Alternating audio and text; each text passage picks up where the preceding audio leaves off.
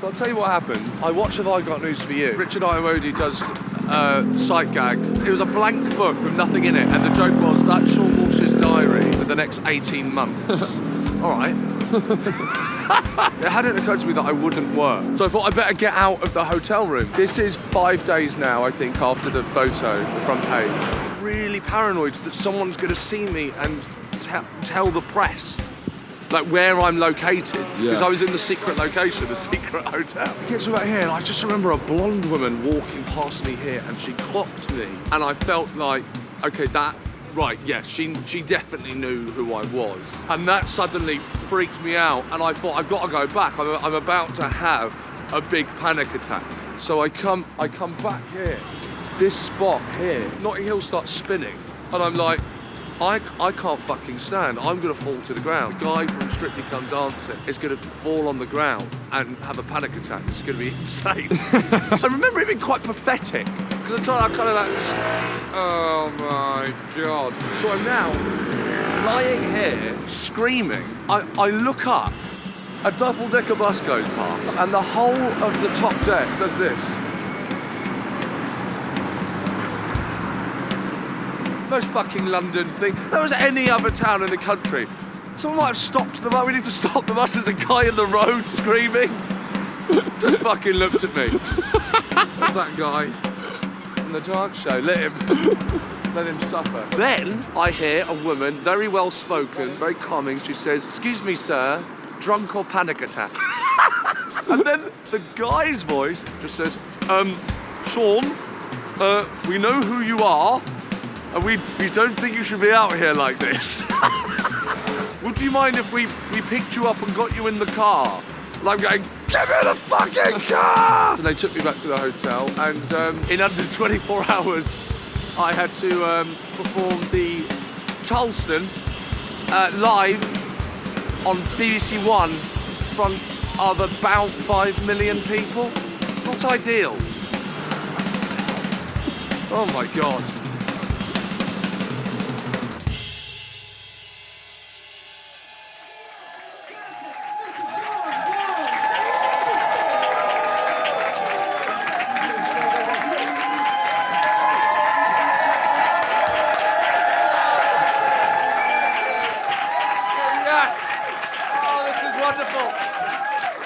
Thank you so much. Thank you, Bill Murray. Hello. Hello. Hello. It's good to be here. Now, before we start, let's address the last 2 years. What a couple of years it has been. Arguably one of the biggest things to happen to us as a species. I remember when it all started kicking off. The footage coming out of Wuhan. The Italians singing on the balcony. Then we started panicking, bulk buying, pasta, toilet roll, hand sanitizer, getting prepared to eat shit, then wash our hands.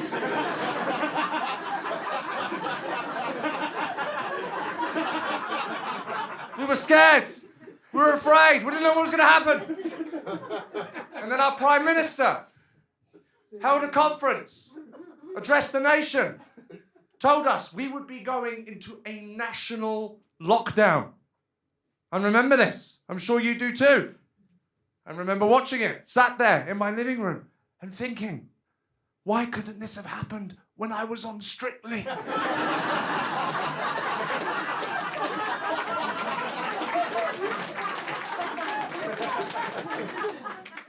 I could have been hosting the One Show. I could have been introducing a video about how badgers like playing the Nintendo Switch. Instead, I'm in the back of a pub.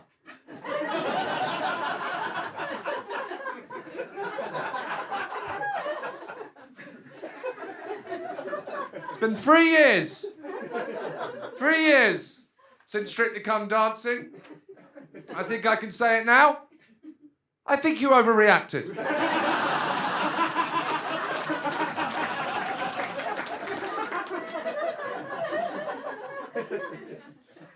Also a bit of hypocrisy, I think it's fair to say, from the British nation. A lot of people seem to have got away with a few things quite similar. Philip Schofield. What's what happened there? Schofield sucks a cock behind his wife's back. He's brave. I kiss a dancer, I get cancelled. What the fuck? I should have sucked off her husband. I would have been a hero.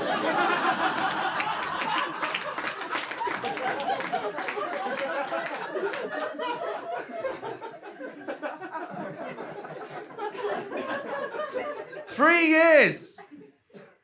3 years. 3 of the worst years of my life. But recently, a silver lining. Silver lining.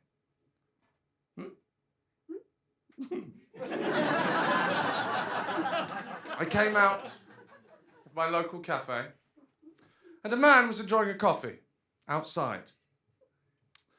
And he looked up at me and he said, "Thank you." And I went, "Sorry?" And he went, "It is you, isn't it?" And I went, "Who?"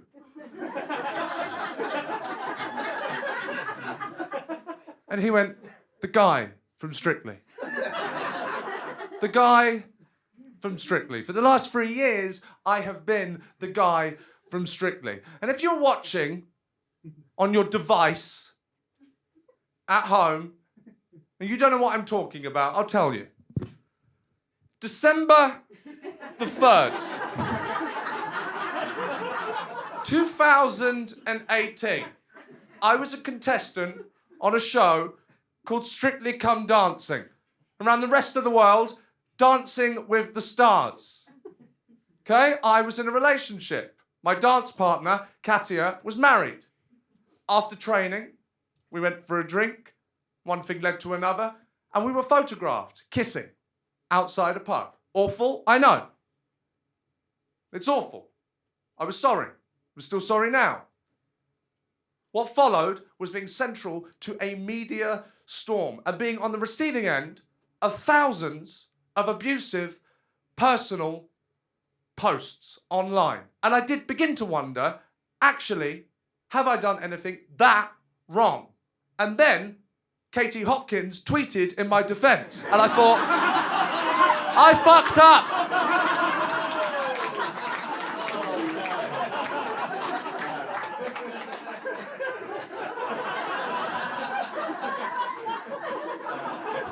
Then Piers Morgan started defending me.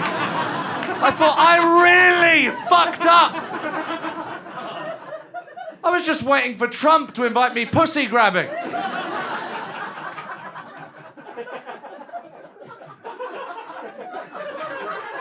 The next day, I was on the front page of every national newspaper. I was on the front page of The Sun for 12 days in a row. 12 fucking days. I kept Brexit off the front pages for you. You're welcome. I hated being in the papers. I hated it. Absolutely hated it. After I was eliminated from Strictly, week 6, I tried to come back to gigging. Every time I gigged, it would end up in the papers. Every single time. First night of Edinburgh Festival, did a show, asked the audience not to record, not to go to the papers. After the show, did a selfie with a member of the audience.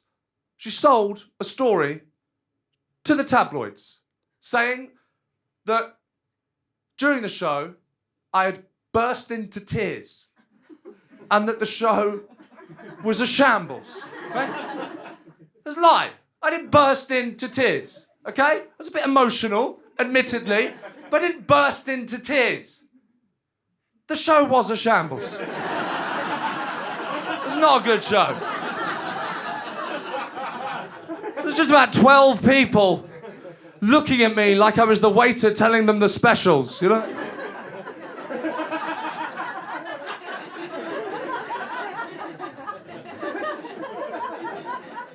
Hated being in the papers. I thought, I've got to get the fuck out of here. I went abroad. I went to America. Just the break I needed. Positivity. Beaming from the Americans. Smiling everywhere you went. They're smiling. Big white teeth smiling. They wake up smiling. Go to bed smiling. Made it very easy to spot a Brit. Very easy. I'm an expert now. I can spot a Brit anywhere in the world. Don't have to hear the accent. Don't have to see what they're wearing. I'll tell you how I discovered this. One day I was walking down the street in America. Everyone's smiling at me as they walk past. One guy walks past. He smiles at me. I get past him. I think that guy's British. Then I heard him answer his phone. All right, mate. How are you? You all right? And I realised what it is. It's the British smile. Right? Look out for it next time you're abroad. I'll show you what he did. I walked towards him. He walked towards me. He went...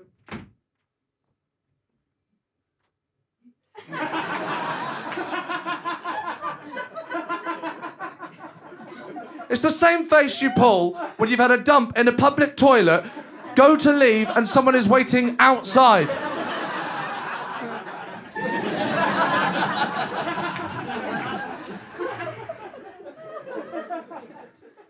So here we are, back in the UK. Now, when I was first announced for Strictly Come Dancing, a lot of people I knew were surprised, shocked even, that someone like me would agree to do such a show. In fact, the day it was announced, I went to the pub, and a friend of a friend, his name was Tristan. Now, all you need to know about Tristan was that his name was Tristan. He said to me in a rather sneering way, "Why are you doing Strictly Come Dancing?" Now, here's the truth. And what I'm about to tell you is the most disgusting thing I will say tonight. Perhaps even ever, okay? I wouldn't even put this on a WhatsApp group. Right? Okay? Because I wanted to be a star. It's embarrassing, isn't it? I wanted to be a star. When I was 10 years of age, I saw Ace Ventura, Pet Detective, for the first time. Changed my life. Jim Carrey. All I wanted to do was be Jim Carrey. I'd practice his facial expressions in the mirror for hours. I'd learn all the lines to the films like you did when you were a kid. I'd reenact the opening scene to Ace Ventura. I'd make my dad stand at the front door. I'd knock on the door. My dad would open it. I'd go, "HDS, sir, and how are you this afternoon?" "Alrighty then. I have a package for you." "Sounds broken." "Most likely, sir, but I bet it was something nice, though. Now, if you'd just like to sign here, here, here, initials here, print your name here, we'll get the rest of the forms out to you as soon as we can." "That's a lovely dog you have there, sir. Do you mind if I pat it?" "I don't give a rat's ass." "Alrighty then." "That'll do, sir. I can finish the rest. You just have yourself a good day. Take care now. Bye-bye then." The Mask. "Look, Ma, I'm roadkill." "Batman Forever." "I'm sucking pure IQ. Battling cortex. Feeding up the brain. Freak. Liar, liar. The pen that I hold in my hand is royal blue." My poor parents. Right?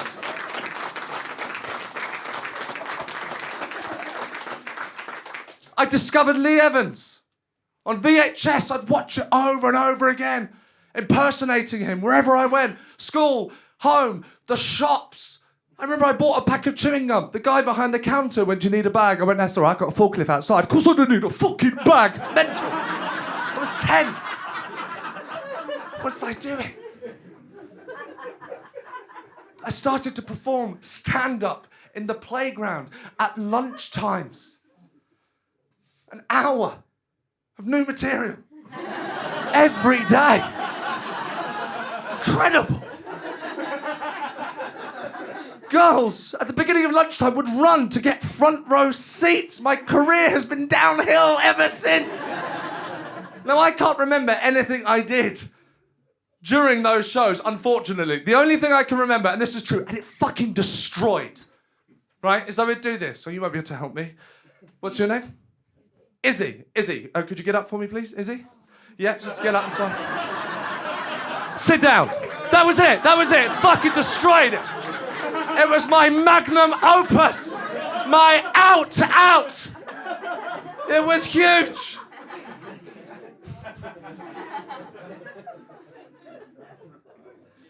Then, my mum decided to move to Brighton.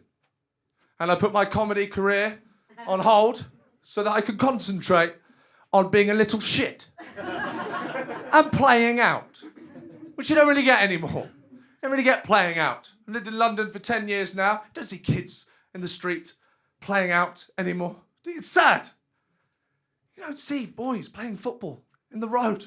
Those are the best years of my life. Playing out, the summer holidays. Bell would ring, I'd run down the stairs, jump the last 10, open the door. Crazy Dave's there with the ball. Do you want to play out? Like, Mom, I'm playing out! Up the top of the road you fucking go. Summer holidays booting the ball for 12 hours. 12 hours booting a ball against the fence that belonged to a couple in their 80s. I feel so guilty now. 12 hours of...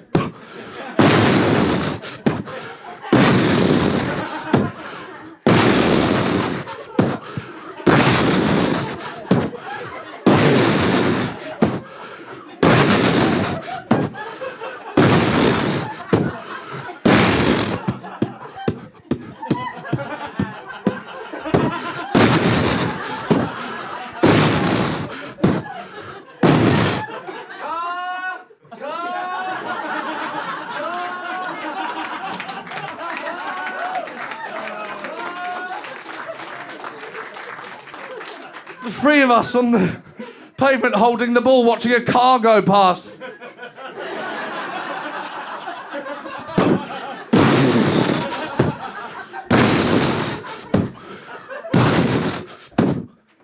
Ah, fuck, it's gone over.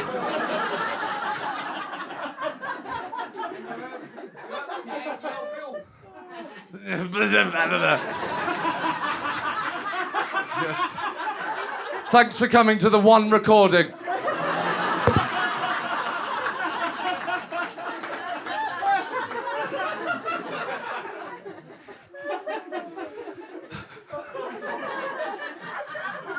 Have to go and get the ball back. Have to go and get the ball back. Knock on Mrs. Weston's house. Push open her front gate. Don't know what the point in that gate is, do you? Who's that keeping out that gate? No, that gate? Just in case there are any 2-foot thieves that want to break into your house. I don't know what the point of that gate is. Ring the bell, step back. You have to step back when you knock at someone's house, don't you? It's weird. I don't know why. You go, ding dong. There you go, why? Just in case someone has a front door that opens outwards.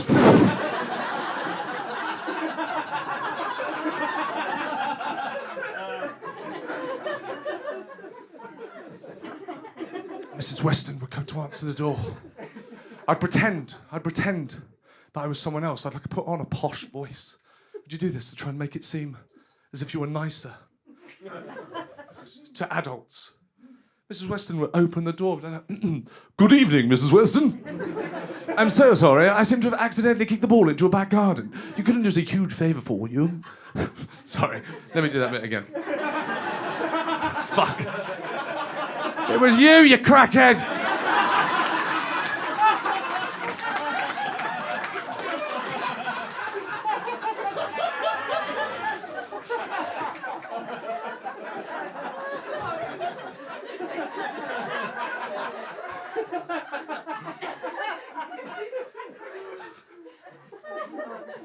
Yeah. Thank you, mate. It's actually my director.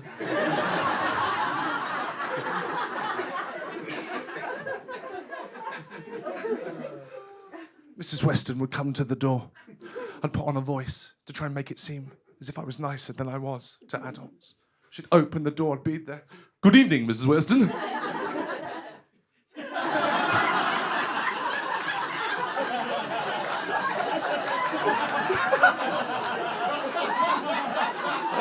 Well, you've got to see how Live at the Apollo works.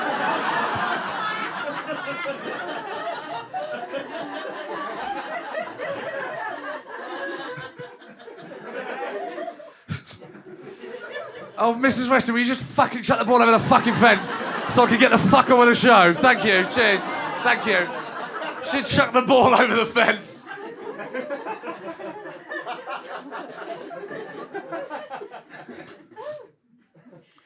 Then my dad would come out to call us in. So fucking embarrassing. And it's awful. I was so embarrassed of my dad. I know, I feel bad saying that, but you don't understand. My dad, Irish, okay? No teeth. No teeth. For the most of my life, my dad has had no teeth. Right? He would come out, we're playing football at the top of the road. We lived about halfway down. He would come out calling for me with no teeth. Seann! Seann! Seann! Seann! Just in red pants. Red, tiny Y fronts. See the outline of his willy, just little red pants. Seann! Seann looked like Mowgli on crack. Seann! Seann, get in here! And he wouldn't call it dinner either. Oh no, that would be far too normal. Seann! Ding dings! Ding dings!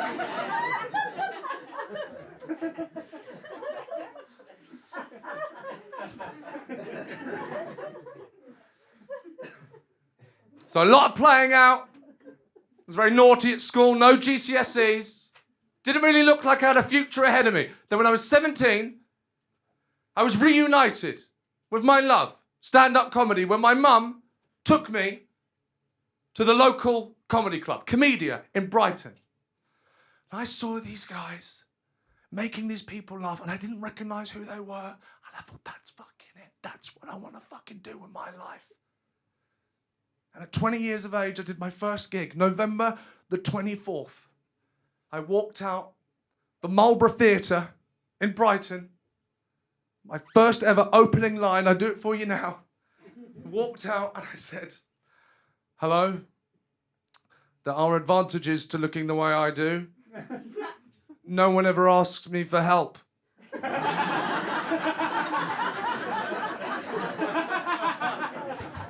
Because I looked a fucking mess. Do you think I look bad now? Back then, my God, this genuinely happened to me.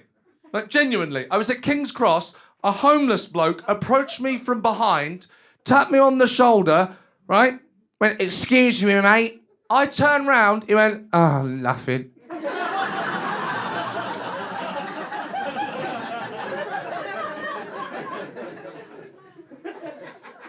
So I started doing stand-up comedy. Quite quickly, I ended up on television. About 23, 24.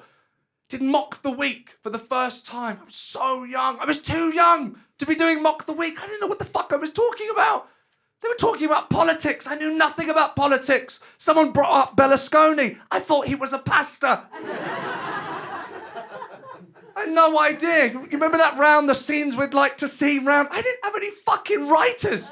They got writers. I had no writers. Just a 23, 24-year-old, probably hungover. You had those scenes, scenes you'd like to see. I went out and I was like, oh, things you wouldn't hear in a doctor's. And I just walked out and went, because you wouldn't, would you?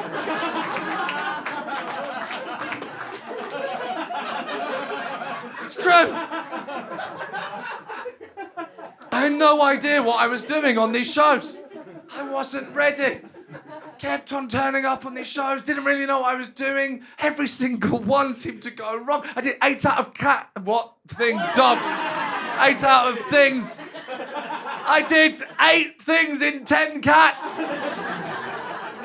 Does down count? I did that show. I brought on a big block of cheese as my mascot, right? And I went to cut the cheese. Instead, I cut the end of my finger and covered the entire block of cheese in blood, right? They had to stop the show. I was going to be rushed to hospital. The nurse there had to hold the end of my finger on in case it fell off. And I got the maths question wrong. Disaster.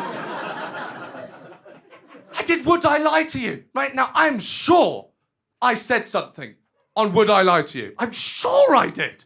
And when it went out, they had cut everything that I'd said. Not most.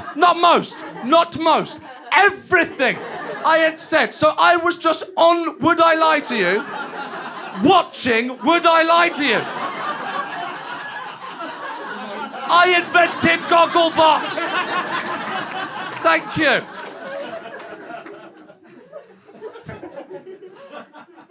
I did Live at the Apollo. It was fantastic. Dream come true. But it didn't make me a star. I did the Royal Variety Performance. The London Palladium. I went out, 2,000 people in tuxedos, died on my arse. Died so badly, silence. 2,000 people in tuxedos. Thank you.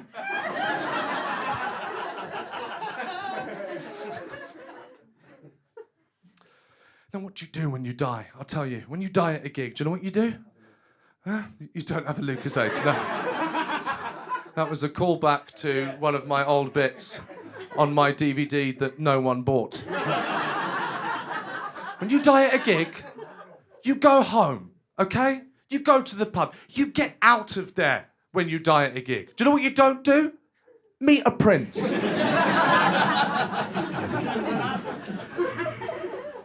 I had to stand in a lineup and wait to meet Prince Charles and Camilla. They're walking towards me. I'm thinking, this is so fucking embarrassing. This is so humiliating, because they're going to have to say, well done, that was great. And I'm going to have to go, oh, thank you very much. Even though we both know I ate shit. That's not what happened. I'll tell you what happened. And I will love Prince Charles for the rest of my life for this. He got to me. He leant in. And he said, don't worry about that lot. Bunch of toffs.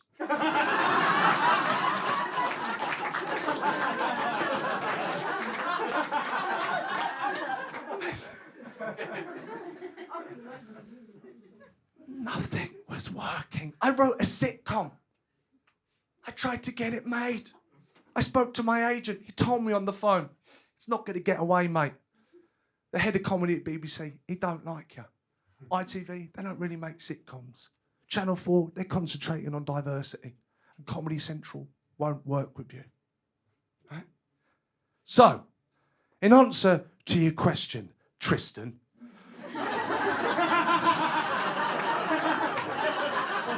the reason I did Strictly Come Dancing, it was my one last chance to not fuck it up. And oh boy, did I fuck it up! Cut 2. October the 6th. Saturday night. BBC One. Live. It's week 3 on Strictly Come Dancing. It's movie week, where you have to choose a film and then incorporate that film into your dance. We chose The Matrix.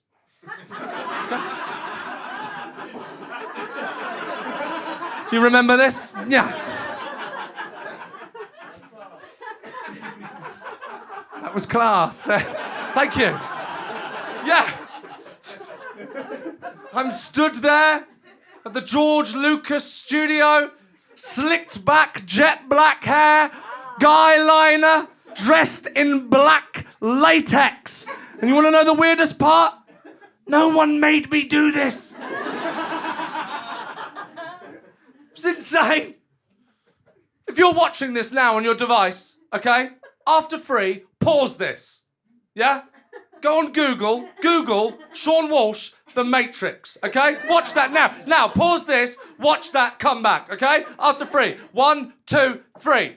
Did you do that? Yeah, that happened. I was stood there, terrified.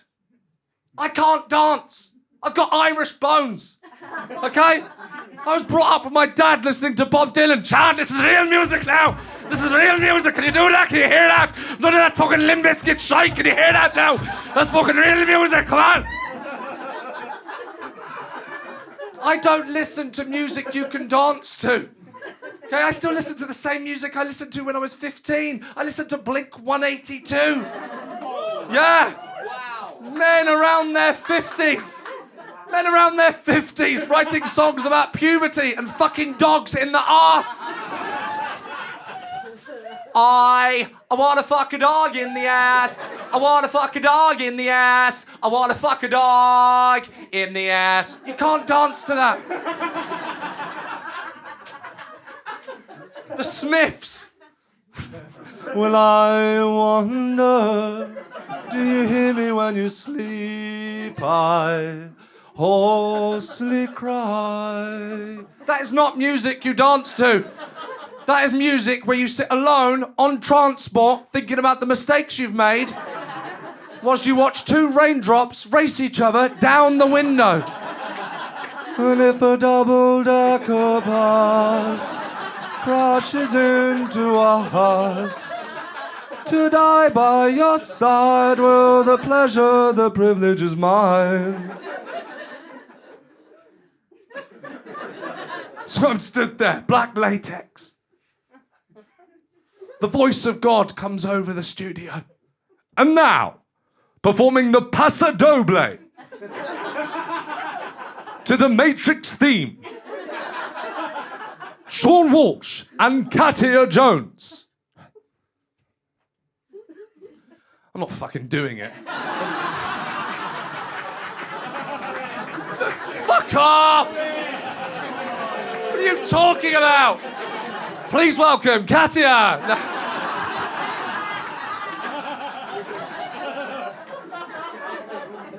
Imagine. I can't do it anyway. I couldn't do it then. Watch it. When you get home, watch it. I couldn't do it. It's just Katia dragging me around the dance floor. Jack Whitehall doesn't have to do this shit. Fucking hell. Why couldn't I bring my fucking dad to Ireland?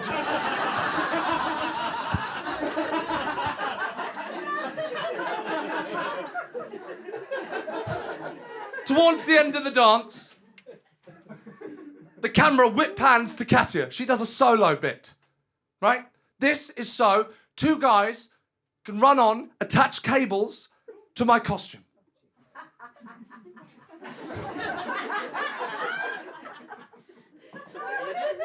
I have to wait for a red light. When I get that red light, I will be lifted into the air, like Neo from The Matrix, where I have to do a backflip and land, okay? I managed to pull it off. Obviously now, I wish I'd dropped down and died.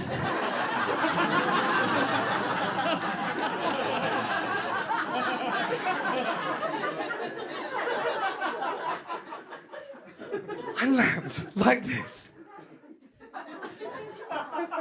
I'm telling you now, Bill Murray, I didn't know what had just happened. Okay? I didn't know if I'd moved. I'm here, like, did that go well? I don't have a fucking clue.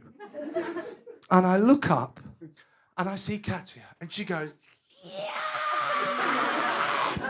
And I look around, standing ovation. A fucking standing ovation at the George Lucas studio. I couldn't fucking believe it. My heart was fucking racing. I mean, you get a buzz from doing this, right? The buzz you get from doing this is nothing compared to what I was going through. It was like coming up on a pill, ejaculating, and when your phone remembers the Wi-Fi to a mate's house all at the same time. Just, oh! Oh! Oh my God! This is it! Afterwards, I was in the wardrobe department. People were walking in, congratulating me on how it went. I was like, this is the happiest I've ever been. This is the happiest I've ever been. I've never been this happy. This is the happiest I've ever been. It was the happiest 3 weeks of my life. It was incredible. On days off, I'd walk down the street. People would go, you all right, Sean? I go, you all right? They go, good luck on Saturday. I go, cheers, and skip off. This is what it's like. I finally had the love of strangers to fill the void. This was it. No more regrets. Didn't have to wake up every morning with regret about fucking Mock the Week. Who gives a fuck? I've always been full of regrets, even back at school. I remember Mr. Hill pulled me to one side and said, never look into the past, always look into the future. Great man. Terrible history teacher.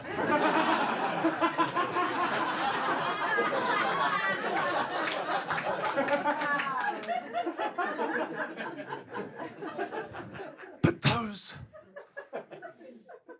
those mistakes were no longer mistakes. They were steps. They were steps to now, to what was right. This was it. That week, my friend Henry, I'm not going to say his name, sorry.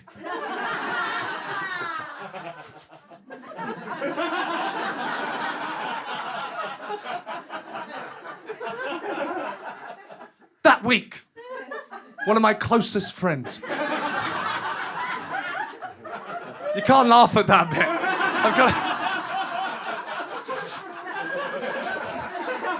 We've ended up in a strange situation at a comedy gig where I've got to say, stop laughing.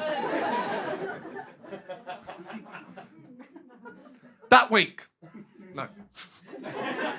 Earlier that week. Details now. Earlier that week, one of my closest friends worked on Michael McIntyre's big show. And he told me, not to tell anyone, but he told me that I had got the stand-up slot on Michael's show. This was it. Fucking BBC One, prime time. The biggest stand-up slot going on British television. And finally, this was it. Michael was going to bring me up. Hello, ladies and gentlemen. It's good to be here. We like it here. Here we are, BBC One, my big show. It's my big show. Here we are. You're going to love this next guy. You've seen him on Strictly Come Dancing. He did the Paso Doble to the Matrix. We loved the Walshy. We loved the Walshy. He was fantastic. The Beast. The Lion of Comedy. You're going to love him. I knew you were going to love him tonight. He's one of my favourite people going. I love Seann Walsh. Ladies and gentlemen, go wild, go crazy for Seann Walsh. Yes. I was going to come out. Fucking yes. Start the fucking helicopter. Let's fucking go. Do you want to do Celebrity Bake Off? Yeah, fucking go on then. What is it? It's a custard tart. Stick in the microwave for 3 minutes. Who gives a fuck? Do you want to do Who Do You Think You Are? What's the point? I know who I am. I'm a star man waiting in the sky. He'd like to come and meet us, but he thinks he'll blow our mind. Ah! Woo!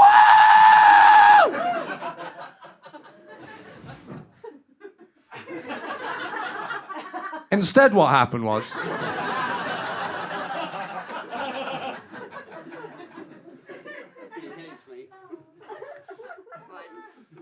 I left the wardrobe department,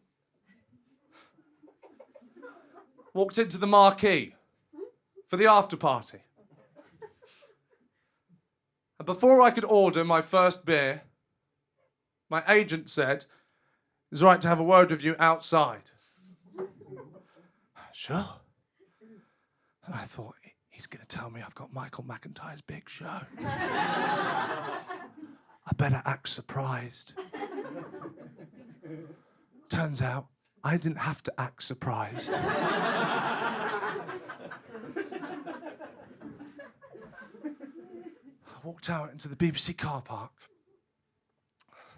My agent looked over his glasses and he said, about 20 minutes ago, The Sun posted a picture online of you kissing Katia outside a pub. And I went,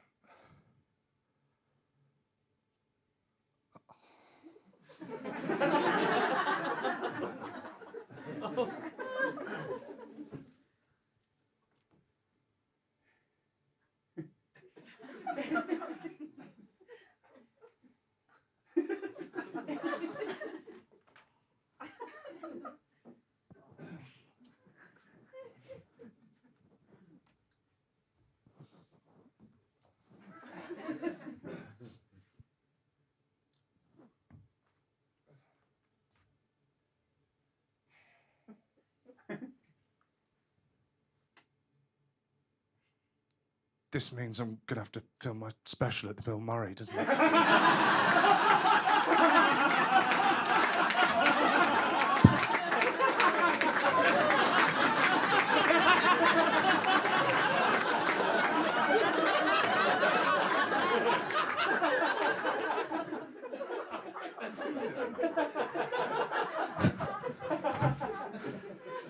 It was at that point, that exact point, that my life would turn upside down. The dream turned into a nightmare. I was dubbed the most hated comedian in the country. The most hated comedian in the country. Only I could go on Strictly Come Dancing and come out the most hated comedian in the country. What a fucking cunt!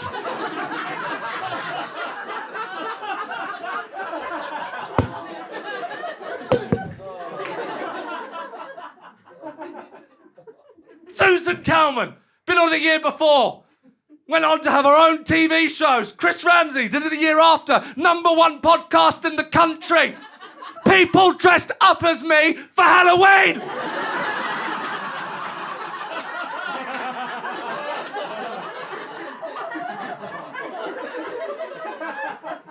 Television X, the porn channel, remember that? Offered me £250,000 to do a porn film with Katia. But she said no.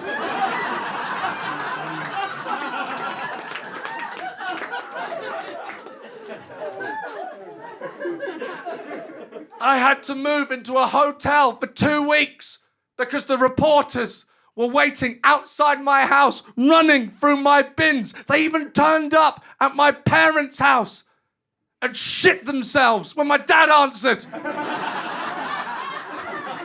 What do you want? Do you want to come in, have a little boogie? Come on, come in, I'll put the fucking kettle on, let's go! Come on! I'll fucking rack up a line, do you want one of these? Come on! Have fucking a great time, eh?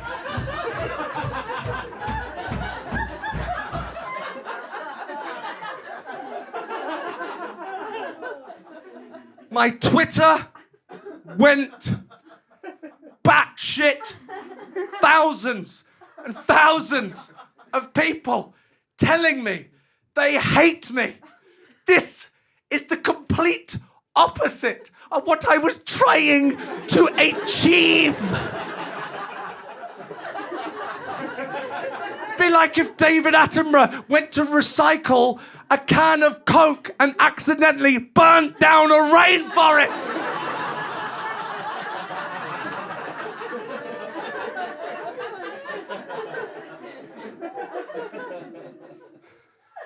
This is the problem with social media. Twitter is a forum where people say what they think. Sounds good. Here's the problem. Society isn't built on people saying what they think, is it? I don't want to live in a society where people say what they think. I'm relieved we don't. Thank God we don't say what we think. Yesterday, I left my house to go into town. I went to the cash point to get some cash. I walked through Shepherd's Bush Green to get to the tube station. Okay? When I got to the cash point, there was a guy in front of me at the machine. He was taking forever. I was stood behind him and I thought, hurry the fuck up. Would you just hurry the fuck up? What the fuck are you doing on that fucking machine? What is it, got the fucking internet now? Would you just fucking hurry up? What the fuck are you doing? Watching Netflix? Fucking hurry the fuck up. Come on. You just put the card in, press the money, leave. What is happening? Finally, the money came out. He was one of these people, right? I thought the money's up. I thought, oh, thank God, let's go. He put his money in his wallet while still stood at the machine. What the fuck are you doing? Move to the side. There are other people in the universe. Fucking get the fuck out of the way. Finally, he left. I got my money out. I walked through Shepherd's Bush Green. I saw a woman beautiful. True beauty. You looked at her and you thought, wow. Looked like God started on her and left the rest of us till last. Beauty. I wanted to disappoint her.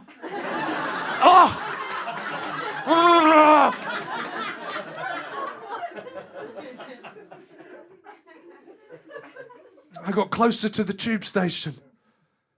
A man started walking to me. He looked, to put it lightly, under the influence. Walking towards me. Caught eyes. Went, hey! I thought, oh, for fuck's sake. Leave me alone. Can't be bothered to deal with this. I just want to go into town. And I wanted to walk around him, but I thought, I can't walk around you, can I? Because if I try and walk away, you'll do that thing where you start going, you're judging me! Why are you judging me? Because you got 1 tooth and 1 shoe, okay? But I didn't say that. Of course I didn't. I didn't say any of that. I thought it, but I didn't say it. I didn't want to hurt anyone's feelings. I didn't want to create a scene. I didn't want to scare anyone. All I did is I left my flat, went to the cash machine and went...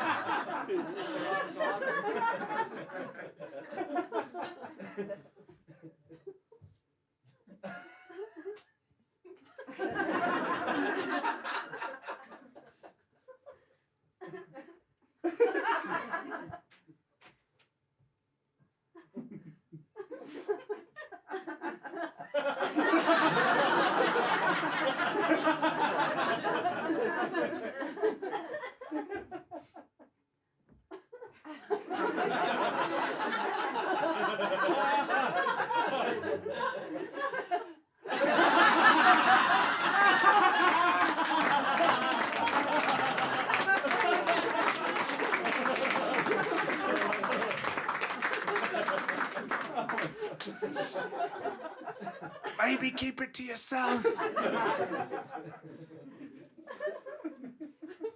course, I split up with my girlfriend. Quite a public breakup. I was very sorry for cheating. Whenever I think about it, I still am. Really sorry about that. I was so sorry. I went on John. I don't know if you know this. I apologized on the Jonathan Ross show. I don't know if you've ever apologized to your ex, sat next to Samuel L. Jackson.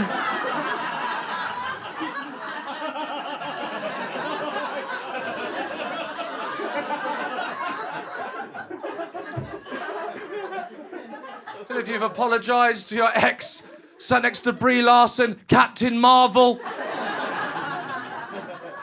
It's ruined the fucking Avengers.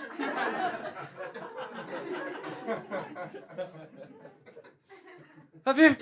No. Have you ever apologized to the Black Eyed Peas singer Will He Is? No. Sat there apologizing to my ex on national television.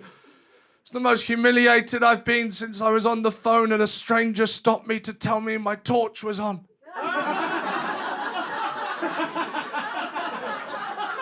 That's awful, isn't it? Oh God! Oh God! Oh God! How will I ever sleep again?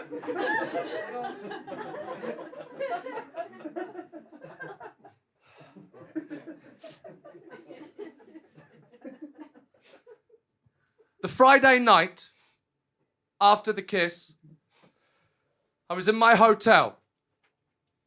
And I got into bed, and I asked Katia to pass me the remote.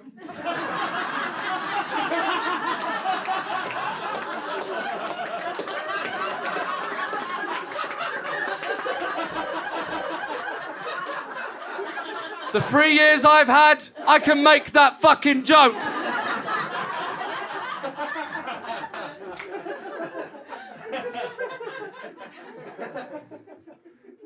I was in bed and I turned on the television.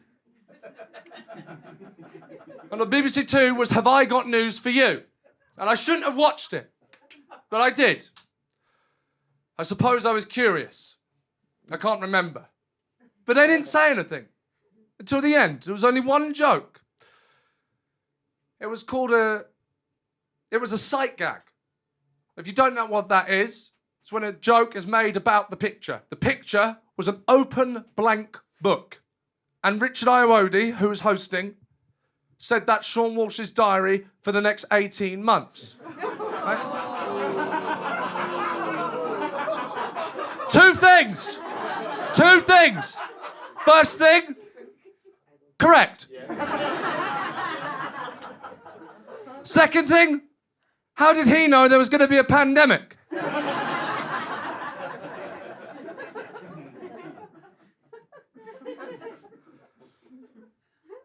But I think I got off lightly on that show. But it was the first point that it occurred to me that week that I might not be able to do this anymore.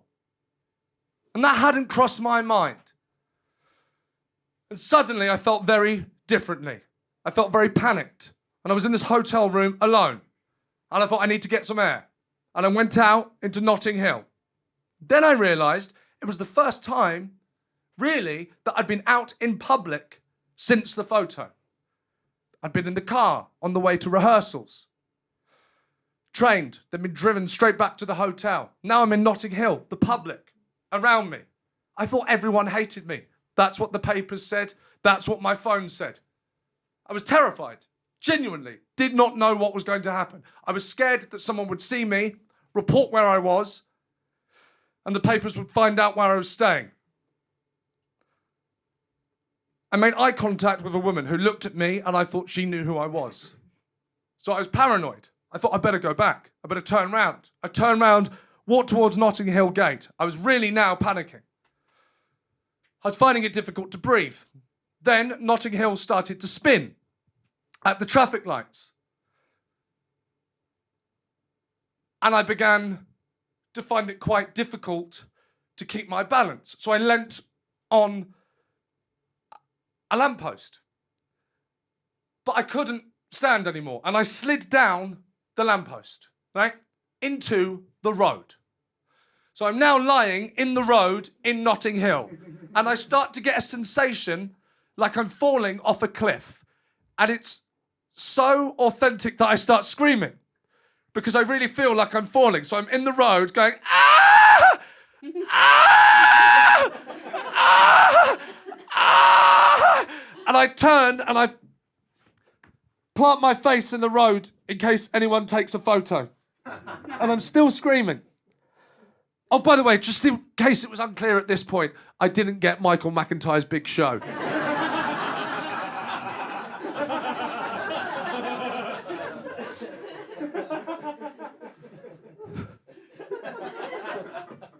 I'm lying in the road, face down, screaming.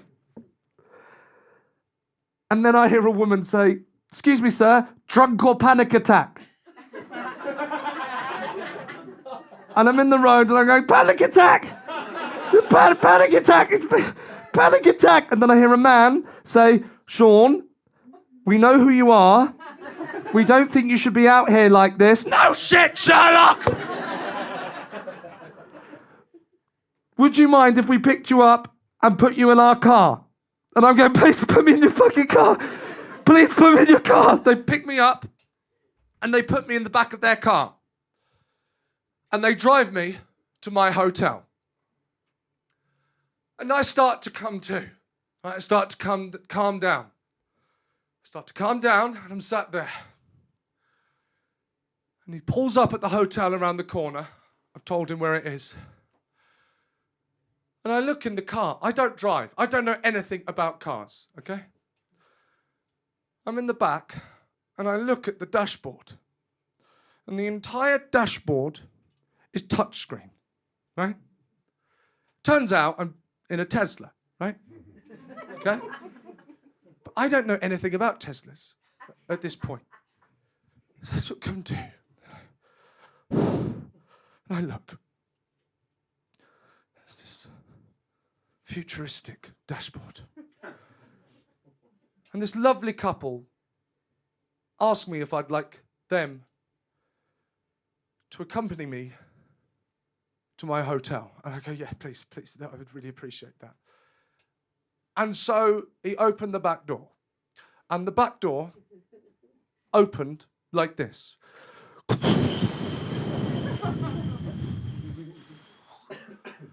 I thought, I'm in the DeLorean. And I thought, oh, thank God. And I leant in and I said, could you take me back 8 days?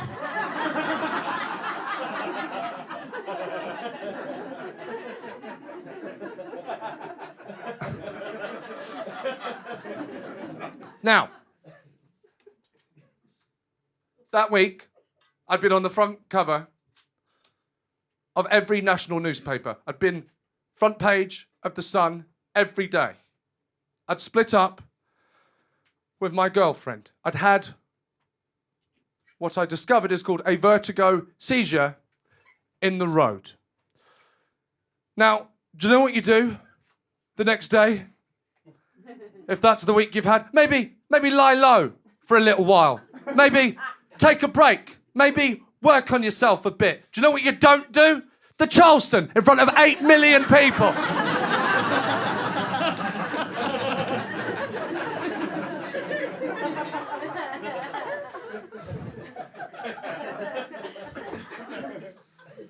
Now, we managed to get through. And we stayed in for the following 3 weeks. And I was eliminated in week 6. And the following 3 years, I'll admit it, they've been quite tough. I lost a lot of work. I was pulled from festivals. My agent was told that no one would book me. It's been tough, genuinely. Quit drinking, tried to work on myself, therapy, all of the above. You get it. So I'm in the cafe. And I leave, and this guy says to me, thank you. And I say, sorry? And he says, it is you, isn't it? And I say, who? And he says, the guy from Strictly. And I said, oh, yes, I'm the guy from Strictly. Yes, yeah. And he says, oh, yeah. Thank you. I go, that's fine. Can I just ask, what for? And he says, well, sure, yeah. Obviously, you're on the front pages of the papers for quite some time, and I live across the road from you. And there was one photograph one day of you walking past my house, and I managed to see a copy of this paper in the shops, and I looked a bit closer, and I realised I needed my chimney repointing.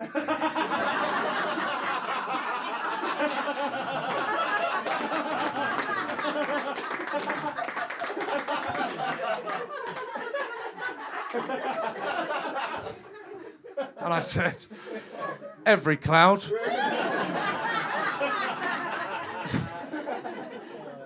Ladies and gentlemen, I said I wasn't going to do the dance. Of course, that would be unfair, wouldn't it?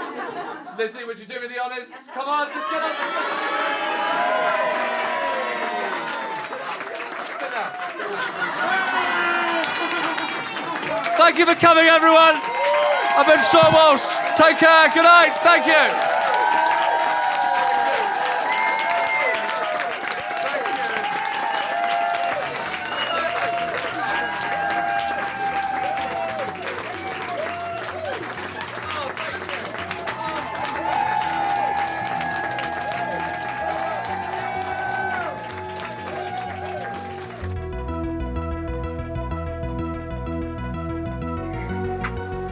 Oh, this is absolutely insane. See this? Yeah. Where they've cemented it. This Yeah. was the wall. Really? They've knocked down my wall. So this was a wall, Yeah. and people would run. Mainly, it was. I'll be honest. It was a highly female demographic, Sure. and they would run to get front row seats on this wall. Where would you stand? This was here. Look, this is the stage. Hello, what's your name? Sarah. Please stand up for me, Sarah. Thank you. Sit down. They go crazy. Still be in class, packing my pencil case, and people would be running to get these seats. This is very surreal for me because I sometimes wonder that my whole career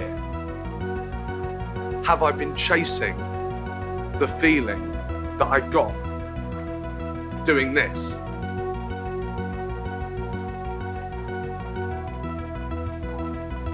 And what do you think? I don't think it was ever as good as this.